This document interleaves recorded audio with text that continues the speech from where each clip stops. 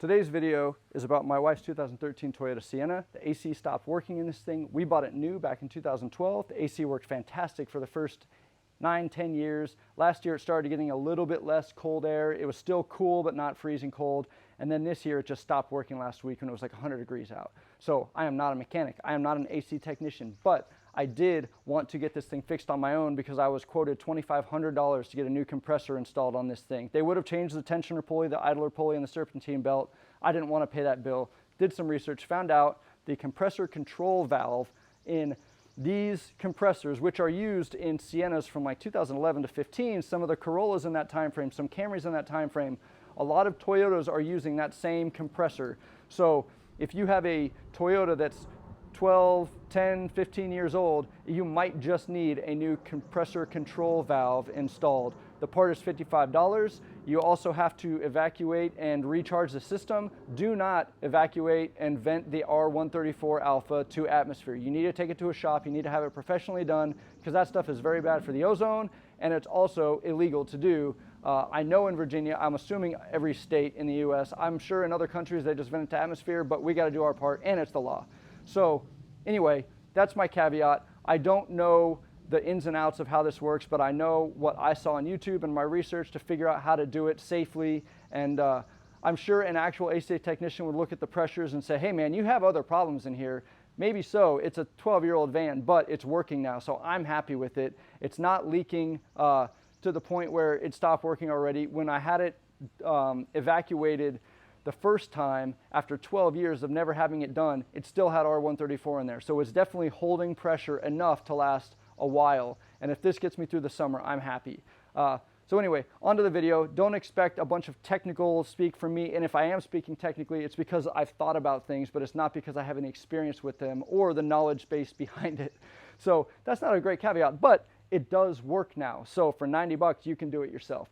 You can borrow the tools from O'Reilly's or AutoZone or Advanced Auto Parts or Napa. They have these tools that you can borrow most often. Call them ahead of time. I ended up buying them after I had to do it the second time because the first time I just evacuated and recharged it, didn't work. Then I did the research, found out this part, so I had to evacuate it again and recharge it. For that second one, I just bought the parts because I like having tools, and I still, in my mind, I'm saving over $2,000 by doing this, so I deserve a couple tools. Anyway, onto the video. It does work now, 90 bucks. You can do it too, and everybody in the family's happy. The entire compressor, you can see the high line going to the compressor right here. The low line comes out on that side. The compressor is right down here, and the switch that I'm going to replace is right down there. I'll show you from underneath, but that switch is the compressor control valve, and based on what I'm seeing, it's a $50 part. 80% of the time, that's the issue when you have these symptoms. My pressure on the the pressure on the low side was high, like 70. The pressure on the high side was only like 100. So that's obviously an issue. What I'm doing now is taking this entire cover off down here so I can get to it from the bottom. All you have to do is you have to get the entire system evacuated. Do that at a professional shop. You're not allowed to vent R134 to atmosphere. So there are 3 bolts that come out. I already took one part off. This little fender plastic piece goes on here. Actually it goes this way, and it was right there. So there's 4 bolts that go in there, and then there's bolts or screws all the way across the front. We're not here, I haven't taken out yet. So I'm gonna get this whole thing off and then I'll show you a little more, but that's what I'm doing in today's video. So I've got my simple panel removal tool here. To get these things out, you just get the inside of the clip out like that, and then once you have that out, you can get the whole clip. It just pops right out. These are pretty old and brittle, so I'll probably just go and buy some new replacements. See, that one even broke. So these clips are super easy to get at AutoZone. I have a bunch off my truck. They'll fit the exact same. So there's a clip here. There's a clip over here on this side. There's one right here. There's one right here. I don't know if these are just bumpers or clips, but I'll probably have to pull those out too. And then there's one there. So anywhere and one right there. So there's clips. You just got to get under here and find them all. They're not hard to find. Just lift the front up a little bit. I have it on just some ramps, and then I have the back wheels chalked, both front and back on one, and then just the back of the other with a 2x4. So anyway, that's what I'm doing. I'm gonna get this done and show you exactly how I do it, and hopefully it'll fix it. All right, so I've got the bottom thing off, and surprisingly, the clip that was right here was different. This was actually a plastic rivet that I had to break to get out. So, but the holes are all the same. And the fact that I had different ones tells me that in the shop, they probably had this part off before, and then they just used whatever they had. So I'm not too worried about it. Like I said, you can use any sort of, they're called scrivets instead of rivets because they're plastic and they're reusable. Just the little cap comes out. So when I put it back on, I'll use the ones out of my truck that are brand new, and I'll get it all put back together. But anyway, don't worry about breaking them, easy to replace. And now that we're in here, I can show you. So this is the high pressure line I was telling you about. This, oh, you can't see anything. Where we go, there we go. So that there is the sensor that we're gonna take out, and it's not in focus at all. There it goes. That's the sensor we're taking out. I gotta get the wire out of it, and then there's a C-clamp you access from the top. I'll show you all that when I get in there. Sorry, it's out of focus again. I can't really help it. But there we go. Maybe that'll hold it in focus. So anyway, this clip, there's a button to push on the top. It's gonna be a pain to get out. One of the videos I saw, once he got it out and got the C-clamp off, he actually broke this thing as he pulled it out. So I'm gonna be very careful because I'm trying to avoid pulling the compressor out of this if I can. So anyway, that's what I'm gonna do. I got the part, should be like an hour or so job. And then I'll just pull a vacuum. I've got the tools to pull a vacuum on the system and recharge it. All right, so looking at this thing from the top now, again, it's really hot. I just drove this thing back from getting the thing evacuated. So this is the exhaust right here. I don't want to touch that. The radiator is still super hot, but you can see, so you see this line going in. You can see the two wires, right, I'm trying to point without right there. So I'm sort of pointing at, those are the two wires. That's the clip I gotta get off. Then the C-clamp is inside of there. I'll show you once it cools down a little bit, and we'll pull this thing out. I'm hoping it just pulls right out. If I have to use WD-40 or something, I will. I don't really want to introduce WD-40 into there, but it's better than breaking the thing. This is the part. It's the compressor control valve. Part number is X-ray Juliet Delta Foxtrot 10. This is the part number from O'Reilly's. I don't know if that's going to be the same for everything. This is for a 2011 and 2015 with the 3.5 liter. They also used it in the Corolla, the Camry, different years. I will try to find that. I did find it online. I'll put it in the description if I find it. From the bottom, I can actually reach on top and push the little button on the clip. And then I've got this little pick tool that I'm gonna try to help get this thing out. If I can actually get it in here. I think I'm making progress. There we go. All right, so the plug is now off. That's great. And you can see, let me get in here. There it is. So let me point to it. This right here is the thing that we're taking out. We're gonna look on the top. You can actually see, barely see the little clamp that holds it on right there. So there's a space in the metal housing right here where it kind of clips back a little bit. There's a snap ring in there that we've got to take out. So we're only gonna be able to get to it from the top. I mean, maybe from down here. I'll look at it because it's not as hot as everything down here. The exhaust manifold's up there. My arm keeps touching it in the radiator. So this is what I'm gonna try to take off. I'm gonna go get my snap ring pliers and see if I can get it on there, and hope for the best.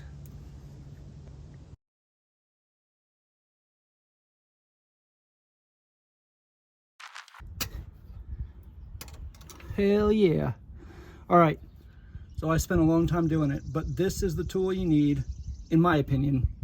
So from the bottom, you can grab the far side and just hook it and pull, and then the ring actually comes off. Well, it's still kind of stuck in there a little bit, but I'm gonna be able to work it out of here now.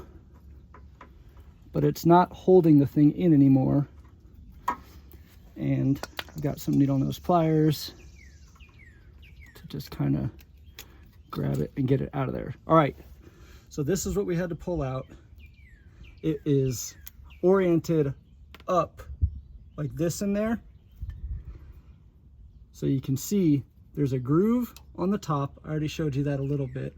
But if you can get your hook in the far one and you get it turned like that, once you have it in there, you can pull back and then out, and it pops the whole thing out. So now that thing is only secured in there by the crud and crap holding it in. So I'm not sure how I'm gonna get it out of there. I do not want to break it like the dude I saw on YouTube. So maybe it'll just slide right out if I grab it gently. Or I could put the plug back in and pull it out with that from the plastic. I'm gonna see if I can get this little hook. There's a little lip that you can't really see it. I can barely see it, so there's no way I'm gonna get it on video. Maybe. So you can see I'm trying to get something right in that little crevice there to get this thing pulled out. But I'm gonna be very, very gentle with this because I do not want to break it. So what I'm gonna do, I think, is put the wiring clip right back on it and try pulling it with that, just gently. I'm not gonna put any weird pressure on it, but if I can get this to hook, there, it's hooked. Now, maybe get some pliers on there, some even pressure to pull.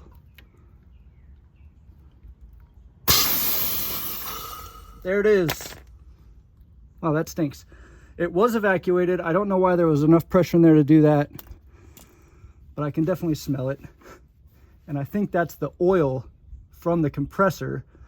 So I do have some dye oil that I'm gonna add in when I refill it, but I can only imagine if you try to do this and you hadn't depressurized it, that would have been horrendous. The amount of, because I watched them do it, it took them like 5 minutes to evacuate it, and it was a ton of gas in there. So honestly, this thing might have just exploded out otherwise. But there's the part. It actually looks like it's in pretty good shape. Just gonna get this wire, man, it's hot. Let me get this wire back off if I can. All right, so this part doesn't look all that bad, to be honest, but I don't even know what I'm looking at. So I'm just gonna put the new one in, charge it, and hope for the best. So this is the old one, hotter than blazes. This is the new one. So what I see is inside of this hole, there is a rod and it has a spring on it. On this one, you can see the rod. I don't see the spring anywhere in there. So I'm wondering if this is stuck open or stuck closed or something, and that's why it's not working. And this is kind of gunked up in there. So maybe once I get this in there, I'll take the other one apart, but I do see a spring in there. To me, I'm just trying to convince myself this is the right move. But to me, that tells me that this is gonna hopefully fix the problem, because, and there's no way you're gonna see this on the video, sadly, but inside this tiny hole here, you can sort of see some threaded stuff or some spring stuff in there. Up here, it's so gunked up and it's freaking hot. Sorry, I'm having a hard time holding it, but you can't even see through it. It's so gummed up. Anyway, I'm gonna go put this in and I will let you know how it goes. So I spent the last 30 minutes trying to figure out how this snap ring fits between those two grooves. And I finally got it on there way beyond its limit, and I realized, oh, it doesn't go on there. It goes in the groove in there and actually sits here to hold this whole thing in. It doesn't sit inside here, and I should have just known that because there's no lip there. Anyway, I'm an idiot. All you gotta do is push this thing back in there and then get the O-ring or the snap ring back in the slot in there. So this could have been a much easier job. I just got super frustrated and super sweaty trying to figure out how to get this thing back in there. And it does spin freely in there. So you do have to actually make sure you're getting it in the right spot. The old one slides all the way in, so this one definitely slides all the way in. There is a difference here though. On this one with the clip up, the flat spot is on the passenger side. With this one, so this one might have to get mounted upside down, which shouldn't make a difference, but the hole's in a different spot. Hole, hole. Oh yeah, So this just has the clip the other way. That is not a big deal. The hole's in the same spot. This will be fine.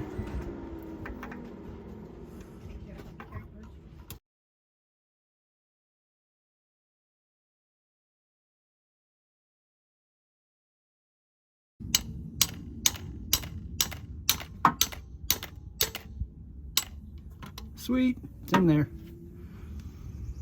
So the issue is that the outer ring on this is like maybe, I don't know, a couple thousandths of an inch wider in diameter than the one that came out. The one that came out slid out pretty easy. This one went in all the way until that O-ring, and then behind that O-ring where I was trying to get that snap ring on it was the tiniest bit bigger, but an 11/16 socket fits around the plug part and pushes evenly on the rest. So I got that on there, and then I put my breaker bar on there just so that I could tap with a hammer down here below everything else and just slowly push it in there.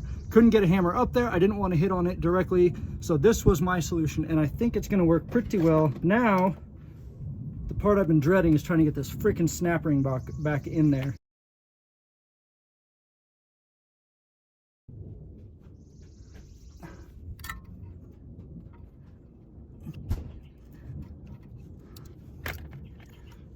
Well, the ring's back in. I'm going to inspect it from the top.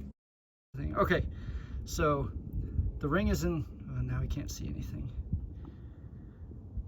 The ring is there, but you can see so it's definitely in the groove all the way around, but I pushed it too far down. So getting it out the next time is going to be a pain. Hopefully, this is the last time I have to do this. Totally doable. It's just not centered in that opening where it should be.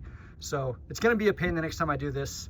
So hopefully I don't have to do it again in a day when I realize this didn't work.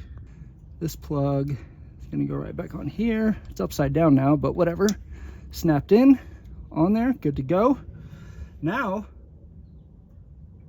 I'm pretty sure I just charge it. Well, actually, I got to pull a vacuum. So I replaced the compressor control valve. That's done. The wiring is back in there. The snap ring is back on there. That's good to go. Should be holding pressure now. So now what I'm going to do is hook up my connections to the high and low. So there's your high, there's your low. I bought a manifold gauge system from Harbor Freight for $69, $59, something like that, but it came with 2 cans of Freon. That's 22 bucks. I had to buy a 3rd can because this takes 31 ounces and they come in 12-ounce cans. So I have 36 ounces. I'll have to weigh the last one. You can rent or borrow or loaner this tool from O'Reilly's, AutoZone, Advanced Auto Parts, along with the vacuum pump that you're going to need to actually pull a vacuum. I went out and bought one just because my dad said he wanted to do this with his Jeep. I'm going out to Colorado, so I'm going to take it with me. But you can do all of this for free by borrowing both the vacuum pump and the manifold gauges. So once you have the manifold gauges, and there's a lot of videos about this already that might explain it better, but you've got a high and a low, and on a Sienna, they're right here. So your high is big, your low is small, and if you look at the red, it's bigger than the blue, which is the low, which is smaller. I don't know if you can actually see the size difference. You can. So if you try to put the low on the high, you can't even get it on there. If you try to put the high on the low, it just fits all the way over and never locks in. So you really can't screw this up unless you screw them in to the wrong things on the manifold itself, but it's all color coded. So if you put red to blue and blue to red, you're gonna have it hosed up, but these are color coded. So just color code your hoses and you will be good to go. So the next thing is make sure your valves are closed on your manifold. So it's a little counterintuitive. So as we all know, righty-tighty, lefty-loosey. So righty-tighty, the valves are closed on here. But it's different on these because righty-tighty actually, let me see here if you can see. So righty-tighty, there's a pin inside of there. Right actually pushes the pin down. So right is open on this, right is closed on that. It's counterintuitive, but you have to know, when you're loosening this, you're actually pulling the pin back. When you're tightening it, you're pushing the pin in to the Schrader valve. So when you put them on your vehicle initially, you want them all the way back. And I've heard this from other people. I haven't experienced it. If you have them all the way forward and you push it on there, you could actually bend a Schrader valve. Most systems are made that even when they're fully in, you won't bend a Schrader valve, but some of them go past the point where you're just pushing it and then you bend it. So to me, I'm gonna put them on with these turned all the way left so the pins are all the way back. And then I watch the gauges. When the gauges spike up, I stop turning. That means the Schrader valve's open. I don't need to go any further than that.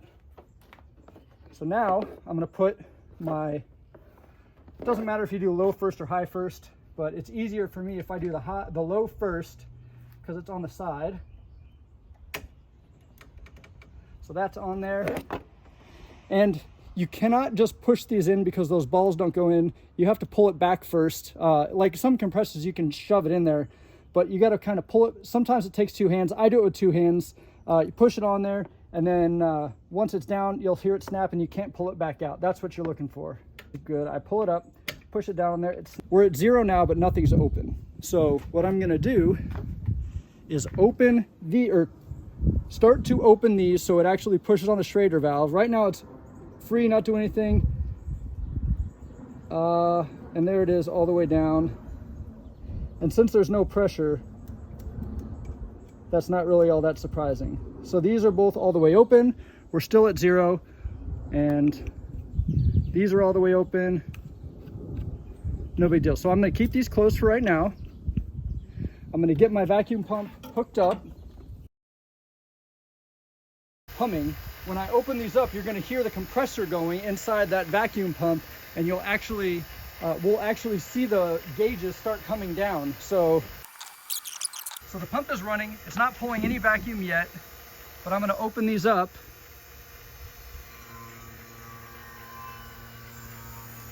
Now you can hear the vacuum pump actually pulling air. So I have these fully open. They're fully open on there. So now we're gonna wait for the low side to get to -30. You don't have the numbers on here. So really what we're looking for is for this to be -30. Once we hit that, we're gonna close these two things off, turn the pump off, and let it sit for about 20-30 minutes. You could go as long as an hour. All you're doing when you do that is making sure it holds a vacuum. You don't have other leaks in there. As soon as I hit -30 and it stays there, I'm gonna let this run for 2 or 3 minutes, and then I'm going to just shut it off, shut these valves, shut the pump off, go inside, get a drink, relax for 30 minutes, charge my phone so it doesn't die during the next part of the video, and then we'll come back out and see how it looks. All right, so it's not moving much. We're at the -30. We're actually at -28, which is fine. So I am going to close off both the high and the low. All right, so those are closed off. I'm gonna turn the pump off, and we're gonna wait about 30 minutes. I'm gonna come back and make sure it's still right there where it is right now, just between the 28 and 30-ish range. And then I'm gonna turn it back on. Once we confirm that, we'll turn it back on and let it run a vacuum for like 20 or 30 minutes. That's to get all the moisture out of the system. I watched a Chris Fix video, which is amazing. If you wanna learn more about this, actually go watch his video because it's incredible, and he's an actual mechanic and he explains it. I'm just doing this because I watched his and I felt confident. But he says, run the vacuum for like 45 minutes to get every little bit of humidity and moisture out of the system. So when you put the Freon, the only thing in there is the Freon. So that's what we're gonna do. But for now, I'm just gonna take a break. So it's been 30 minutes, good enough. We're gonna set this back up, let it run for 30 minutes.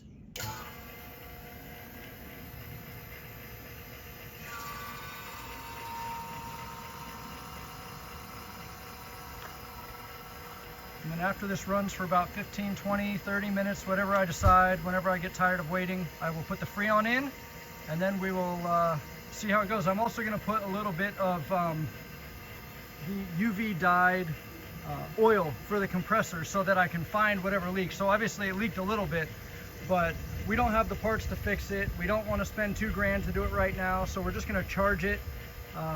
And it held Freon for the last several years, so it's not a huge leak, it's just leaking a little bit. So I think it'll last through the rest of the summer, and then we will figure out what we need to do, either trade this thing in or figure out if I need to put a whole new compressor or evaporator or whatever other parts it needs. But we really don't want to spend $2 grand to $2,500 on a 12-year-old minivan if we can avoid it. All right, so it's been about 15 minutes. I'm gonna change my name to No Patience Guy because I don't want to wait any longer. And the fact that it lost about 2 PSI over 20 minutes tells me pulling every little bit of moisture out of here is not gonna make that big of a difference in the long run. So right now I'm closing these 2 clamps all the way down so that when I take the yellow hose off of the pump, we're not gonna lose the vacuum that we've created. I've got 3 cans of Freon. So on a Toyota Sienna, you've got a sticker right here. Let me bring the camera up so I can show you. You've got a sticker right here that says this is HFC 134 alpha, which is the same as our 134 alpha. Minimum is 1.65 pounds, maximum is 1.91 pounds. So 1.9 times 16 gives you a 30.4. Yeah. So I'm going to go with 30. And then it says ND oil uses 8 ounces, but we're not going to use 8 ounces because it already has a bunch in there. So this is the oil that we're going to put in it. It is R134 alpha with UV dye. So I'm just going to poke a hole in it, and then you put it right in this yellow line actually. So it's pretty easy to do because you put it in the yellow line and then you add your 134 and it just goes right into the system. So now I'm going to hook this can up to this. So right now, this can is not punctured. When I push this down, it's going to push a pin into the can, pop the relief valve in the can, and charge this line with the oil that we have in there, the air that's already in there, and the Freon. So once we charge the line, we're going to hit this Schrader valve here to let the air out. You'll see a little bit of the coolant come out, and then we'll know we're good, and then we can start the engine, get the compressor running, and then we'll start adding the Freon. So right now, I'm going to, all right, I heard it charge, so that's good to go. So what I'm going to do now, I'm going to go start the car. It is a hot day here. Exterior temperature is 99 degrees. Air coming out of here is 100 degrees. It's cooling down, just under 100. Not surprising at all. So now I'm going to go out and start adding the Freon. You only add Freon through the low. So it's starting to go in there. You can see it in that little check valve there. It's going in. High side's coming on. The compressor just kicked on. A little bit of the compressor's kicking on again. You can see the dye in there moving around a little bit. If I turn it sideways, get some of the liquid in there, you'll see it.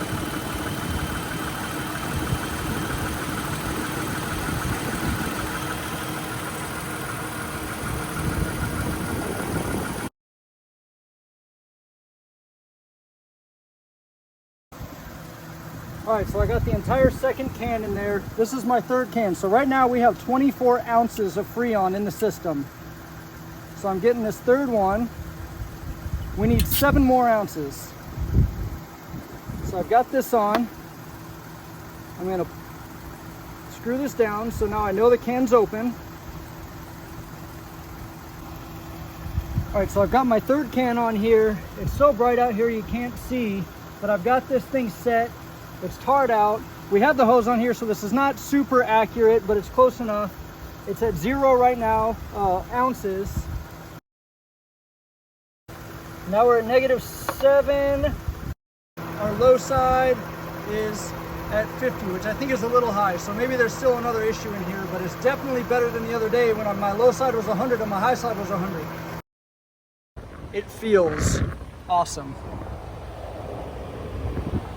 Oh man, this is so great. That's what I'm talking about. I wonder if we turn off or turn it down. So it's set to max cold.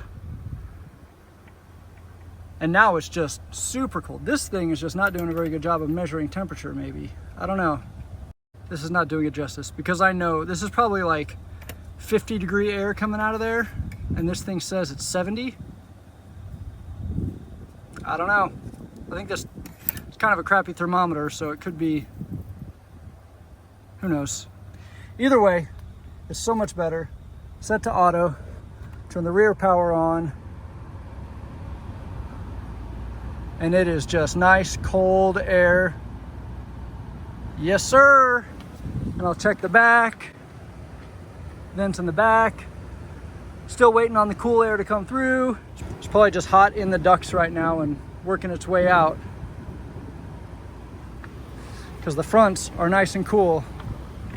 Not sure why the backs aren't cool yet, but we'll give it a couple minutes and we'll see. Oh, starting to cool down. I can feel it. So there we go. All we got to do now is disconnect the high and the low, put the caps back on, and we're done. It's over!